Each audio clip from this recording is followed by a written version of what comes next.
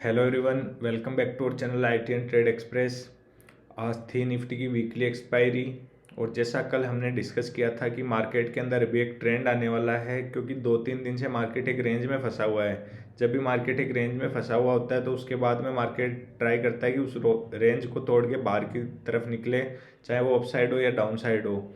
तो ये हमने प्रॉफिट बुक किया है लगभग 81,000 का, और ये हमने दूसरे अकाउंट में बुक किया है लगभग 42,000 के आसपास। तो सबसे पहले आज के ट्रेड के पीछे का लॉजिक जानते हैं, उसके बाद में हम निफ्टी, बैंक निफ्टी और सेंसेक्स को डिस्कस करेंगे। कल सेंसेक्स की वीकली एक्सपायरी है, तो कल भी एक मोमेंटम होने की पॉसिबिलिटी है, तो कल के लिए हम लोग किस तरह से प्लान कर सकते हैं। तो आज हमने क्लियरली डिस्कस किया था कल एनालिसिस में कि यदि मार्केट गैप अप ओपन होता है इस लेवल के आसपास कहीं पे भी, तो एक प्राइस एक्शन का वेट करेंगे। मार्केट के अंदर एक प्रॉफिट बुकिंग आएगी, फिर मार्केट जब प्राइस एक्शन बना के फिर से ऊपर की तरफ जाएगा तो हम बाइंग के लिए देखेंगे। Similarly market gap up open हुआ जैसा पिछले 4-5 दिन से हो रहा है, क्योंकि ग्लोबल मार्केट पॉजिटिव है, बट इंडियन मार्केट के अंदर इंट्राडे में स्ट्रेंथ नहीं है। इंट्राडे के अंदर कहीं ना कहीं इंडियन मार्केट में सेलिंग आ रही है कंटिन्यूसली डेली। तो यहाँ पे मार्केट गैप अप ओपन हुआ, गैप अप ओपन होने के बाद में हमने प्राइस एक्शन का वेट किया बाइंग के लिए, बट बाइंग के लिए कुछ भी प्राइस एक्शन नहीं बना।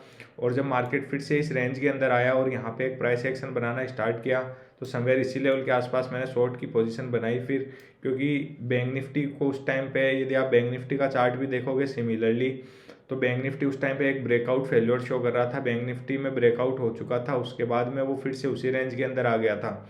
तो चांसेस वेरी हाई, चांसेस बहुत ज़्यादा थे कि वो ब्रेकआउट फेल्योर ही था। तो एक छोटा सा ऐसा लग रहा था और टारगेट काफ़ी बड़ा दिख रहा था। तो समवेयर इस लेवल के आसपास मैंने शॉर्ट की पोजीशन बनाई। उसके बाद में मार्केट काफ़ी अच्छा मूव किया, एक ट्रेंडिंग मार्केट हमें डाउन साइड में देखने के लिए मिला। तो अभी हम कल के लिए किस तरह से प्लान कर सकते हैं।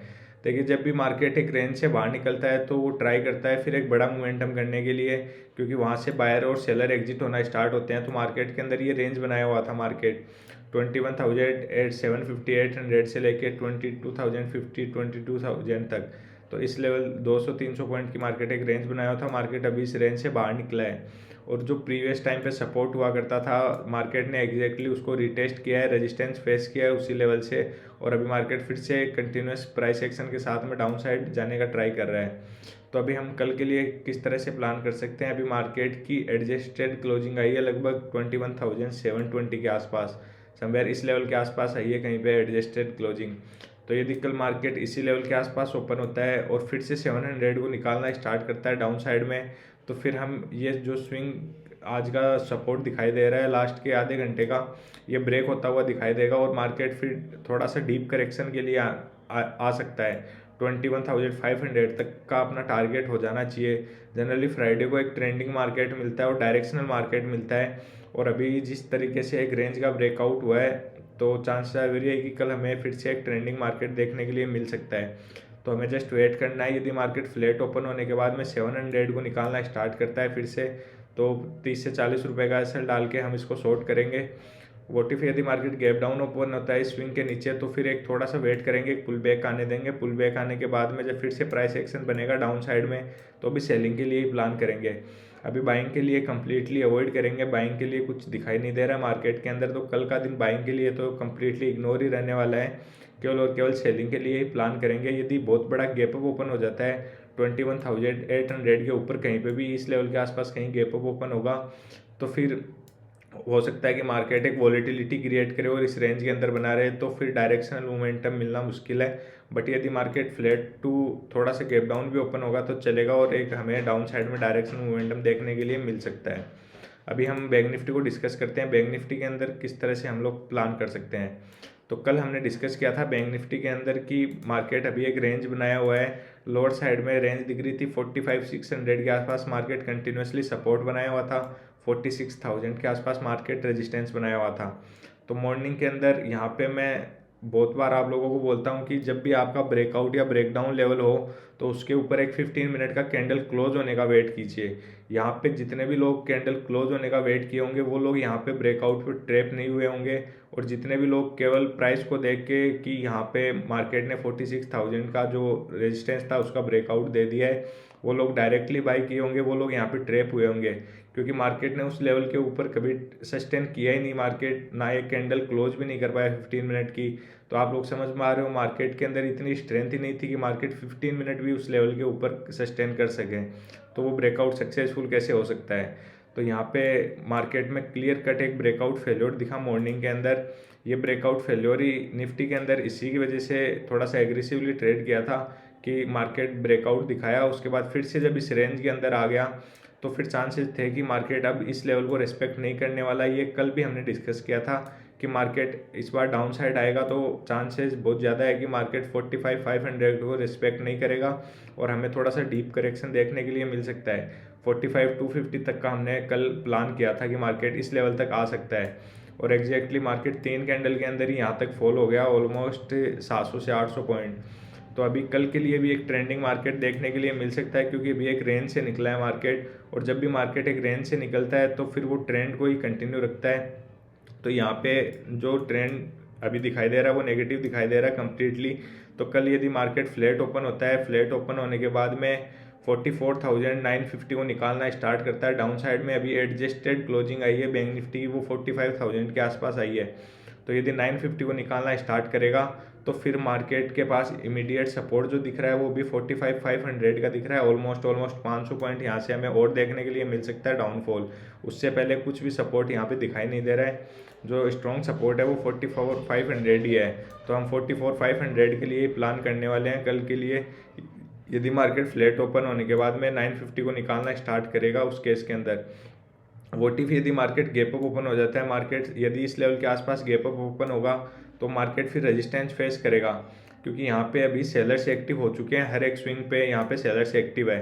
तो मार्केट जब गैप अप ओपन होगा इन लेवल्स को टेस्ट करेगा तो यहाँ पे सेल ऑफ आएगा। उसके बाद में मार्केट वेट करेगा 2-4 दिन, उसके बाद में हो सकता है अप साइड में जाए, बट ऐसा पॉसिबल नहीं है कि मार्केट के अंदर वी शेप रिकवरी आए, वो भी एग्रेसिव सेलिंग के बाद में। हो सकता है आ जाए, बट चांसेस बहुत कम होते हैं, बहुत कम बार आती है इस तरह से रिकवरी।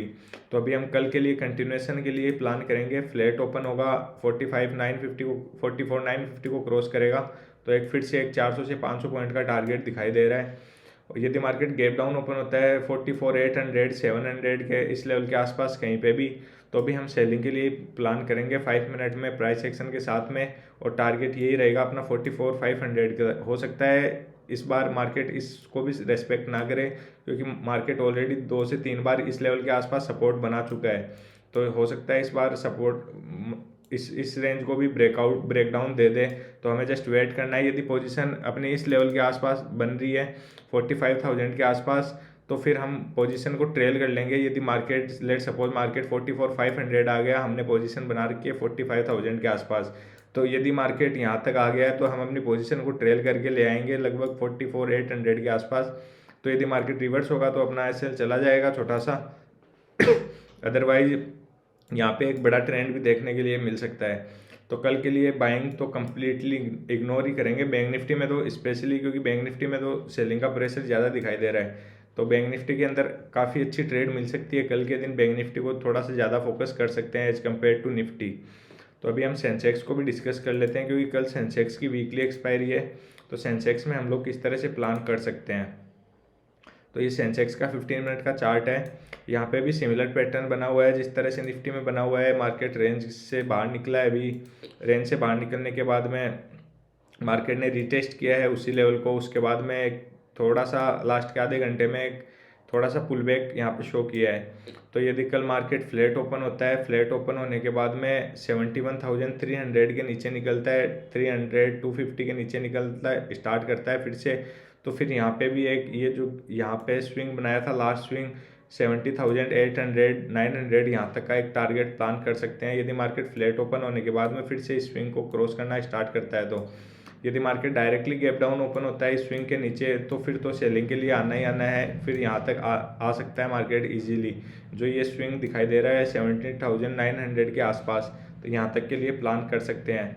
सिमिलरली यदि गैप अप ओपन होगा तो फिर हो सकता है वोलेटाइल मार्केट हमें देखने के लिए मिले। उस केस के अंदर हम ज़्यादा प्लान नहीं करेंगे। बट यदि मार्केट फ्लैट ओपन होगा या थोड़ा बहुत गैप डाउन भी चलेगा, उस केस के अंदर हमें एक सेलिंग का प्रेशर देखने के लिए मिल सकता है। यहाँ पे जनरली होता क्या है मार्केट के अंदर कि जब भी मार्केट एक ट्रेंड को पकड़ता है तो उसके बाद में वो कंटिन्यू ही रखता है। अभी आप लोग देख रहे हो कंटिन्यूसली एक साइडवेज मार्केट हमें देखने के लिए मिला है। लगभग 6 से 7 दिन से मार्केट एक रेंज के अंदर फंसा हुआ है। तो अभी मार्केट ने इस रेंज को ब्रेक करने का ट्राई किया है, तो मार्केट ट्राई करेगा कि सेलर्स ट्राई करेंगे कि जल्दी से जल्दी इस लेवल को छोड़ के नीचे की तरफ मार्केट को वो ले जाए। तो यदि सेलिंग आना होगा तो कल के दिन एग्रेसिव सेलिंग आएगा, फिर से एक बार हमें डाउन साइड में अच्छा मोमेंटम देखने के लिए मिलेगा।